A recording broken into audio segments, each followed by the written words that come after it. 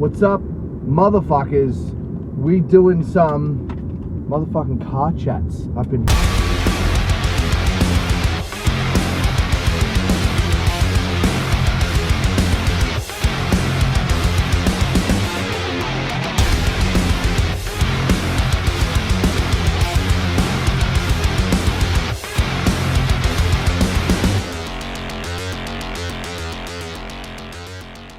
I posted a video on Monday, Mindset Monday, about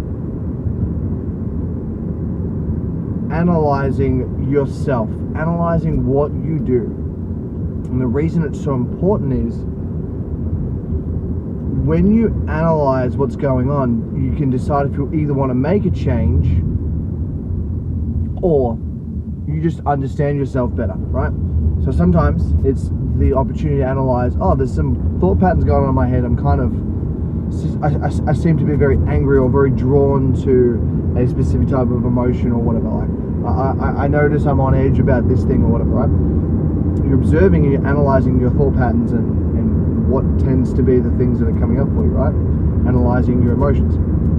But also it can be analyzing a behavioral pattern, going, oh, why do I always do this thing like this? And then either example here, you can go, oh, you know what, I understand myself better now, which is super fucking helpful.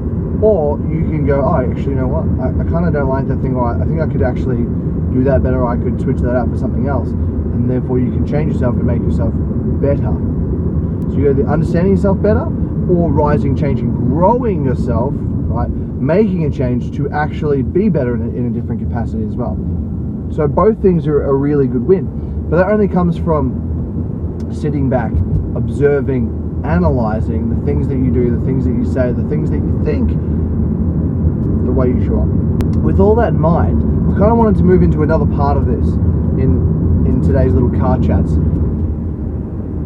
Analyzing, observing, being aware of what's going on, but also this sort of next level. And this is something I feel like, especially men, do very poorly.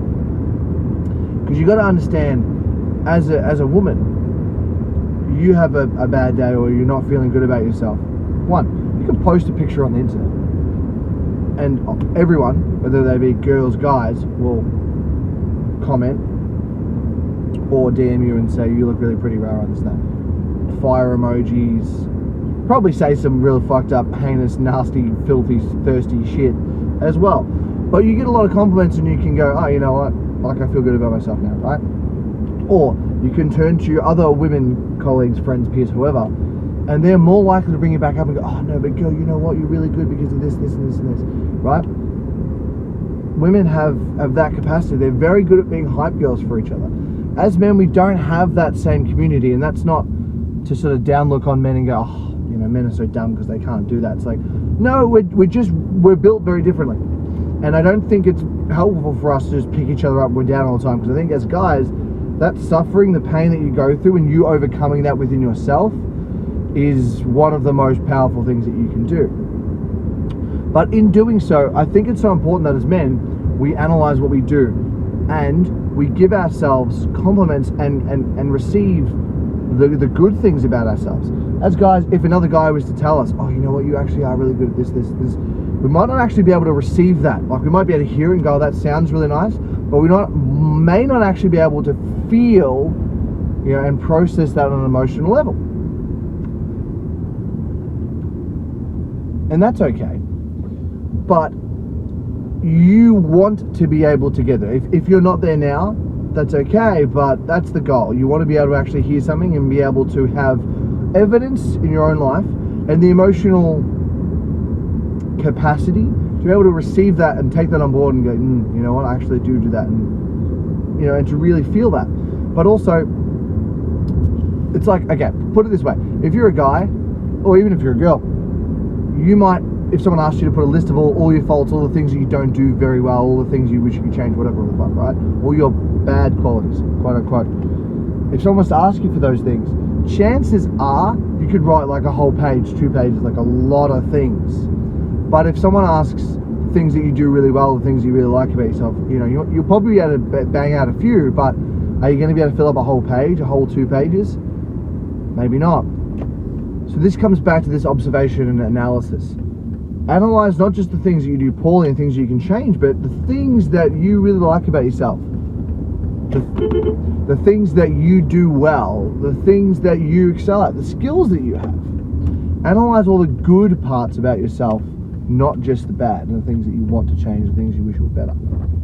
Get yourself to the place where you can acknowledge and feel the things that you do really well. And that's not to say that, oh, well, I'm the fucking best in the world at this thing. It's more like I acknowledge I'm a very good communicator, but I acknowledge that there's still so much room for me to grow, and I can be a better communicator. I want to be a better communicator, and it's something I'm actively working on. But something I'm also really good at is public speaking and speaking to people just off the cuff, off the street. Like, that's very good at that. And I'm also very good at showing up and speaking to the camera and just showing up very authentically on camera. A lot of people really struggle with both of those things. Like, probably most fucking people on the planet would struggle with those two things, and I'm very good at that. So I can really not just appreciate that, oh, you know what, I am good at that, and then there's ways for me to go, and I want to get better, and I want to improve.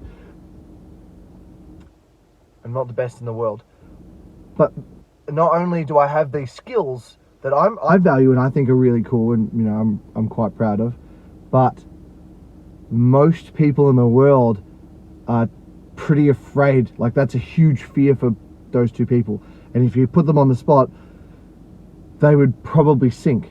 They'd do very poorly, or they would not do it because they would get so anxious, freaked out, and overwhelmed about the whole situation. So not only do I have two skills that I think personally are valuable and I want to pat myself on the back for, but I also have two skills that actually most people can't do. So I'm very fortunate, I'm very happy with that. And I can receive that and go, you know what? I really have worked on those things, and I've pushed through the uncomfortable. I don't think anyone does those things just naturally does those things off the bat of nothing. Like, I think they are skills that you have to work on, but not only that, they're things you have to cross a big threshold of resistance and fear to get to the other side of. So analyze your life and be able to give yourself these compliments, these pats on the back, and go, you know what, I do show up like this, and I'm very good at this. And be able to receive that. Be able to create that big list of things that you're really good at. Because as you do that, your self-worth, your self-esteem starts to increase. You start to become more confident.